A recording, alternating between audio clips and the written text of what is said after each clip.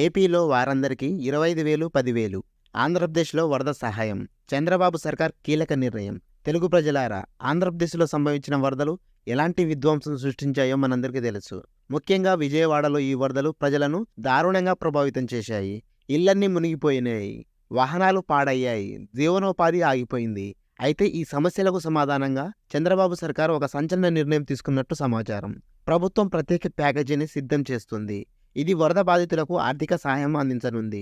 ముఖ్యంగా విజయవాడలో పూర్తిగా మునిగిన ఇళ్లకు 25,000 రూపాయలు, తక్కువగా మునిగిన ఇళ్లకు 10,000 రూపాయలు ఇవ్వాలని యోచిస్తుంది ప్రభుత్వం. అంతేకాకుండా వరదల్లో నష్టపోయిన వాహనాలకు కూడా పరిహారం ఇవ్వాలని ప్రభుత్వం పరిశీలిస్తుంది. ఇదంతా ఎప్పుడు ప్రకటిస్తారో, ఎంత సహాయం ఇస్తారో ఈ నిర్ణయంపై ఇంకా సస్పెన్స్ ఉంది. త్వరలోనే పూర్తి వివరాలు వెల్లడిస్తామని అధికారులు చెబుతున్నారు. మరింత ఆసక్తికరమైన వార్తల కోసం మా ఛానల్ని సబ్స్క్రైబ్ చేసుకోండి. మీరు మా యూట్యూబ్ ఛానల్ని సబ్స్క్రైబ్ చేసుకోవడం మర్చిపోవద్దు. ఎప్పటికప్పుడు తాజా వార్తలు మీకు అందించడానికి మేము సిద్ధంగా ఉన్నాము.